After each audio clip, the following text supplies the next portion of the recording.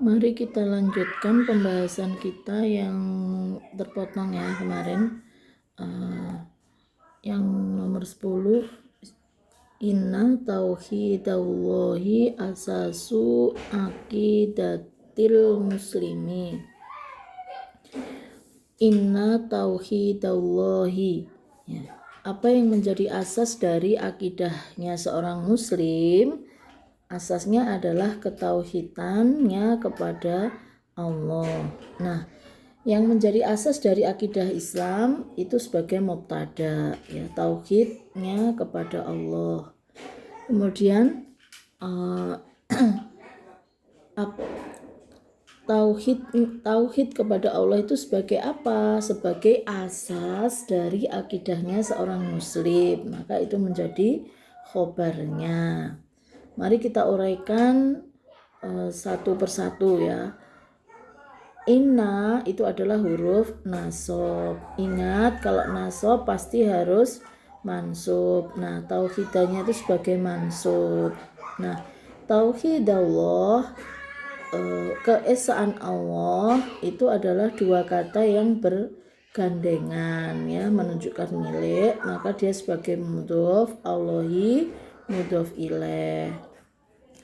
Nah, ini ada tiga kata yang menunjukkan milik saling bersandar ya. Asas dari akidahnya seorang muslim. Nah, ini berarti sebagai nakirohnya. Asas dari, berarti dia tidak boleh ditanwin. Asasnya ini tidak boleh ditanwin ya. Asas dari akidahnya seorang muslim. Asasu akidati. Nah, ini mudhof ilaihnya. Asasu akidati, asasnya dari akidah. Asasnya dari akidah. Berarti asasu akidati. Harusnya kan asasu akidatin ya. Kalau misalnya dia nggak pakai al, tapi karena masih ada sambungannya lagi, akidahnya seorang muslim, maka dia jabatannya ganda ya. Mudhof ilaih dari asasu, kemudian dia mudhofnya dari muslim, jadi mudhof lagi, muslimi mudhof ilaih.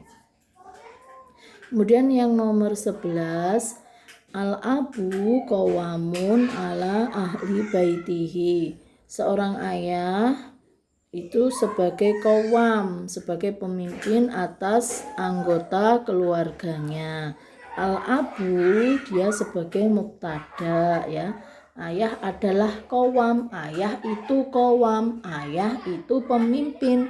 Nah, al-abunya mubtada, qawamnya itu khobar, ala huruf jar, ahli majrur.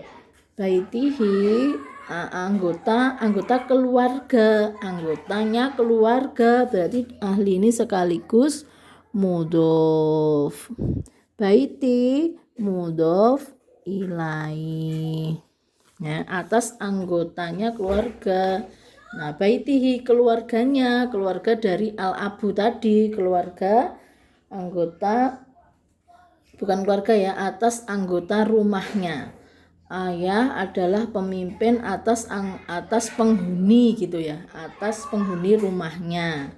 Nyanya itu kembali ke abu, berarti ini sekaligus mudhof dan hinya ini mudhof ilaih. Seperti itu. Kemudian nomor 13 kita baca bersama-sama. Innal mu'mina akhul mu'mini ya. Sesungguhnya seorang mukmin itu saudara mukmin. Mukmin itu saudaranya mukmin gitu ya. Siapa yang saudaranya mukmin? Yaitu seorang mukmin. Berarti dia mubtada. Akhul mukmin dia ini sebagai khobarnya. Mari kita uraikan satu persatu katanya ya. Inna ini adalah huruf nasab. Nah, setelah nasab pasti mansub. Harusnya kan ini al-mu'minu ya. Ketika tidak ada inna dia itu al-mu'minu. Karena mansub dia berubah menjadi fathah. Khobarnya ini ada dua kata, akhul mukmini, saudaranya mukmin, dua kata yang menunjukkan milik, namanya idhofa. Idhofa itu ada dua, mudhof dan mudhof ilaih. Sekarang nomor 13.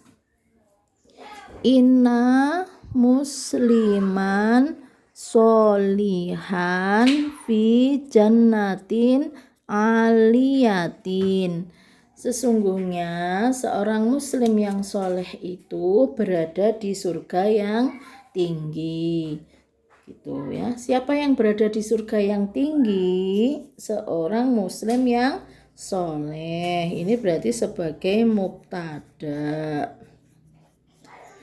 Mubtada ya. Mubtadanya berupa naat, man'u. Dua kata yang menunjukkan sifat muslim yang solih. Berarti ini naat, yang ini man'ut.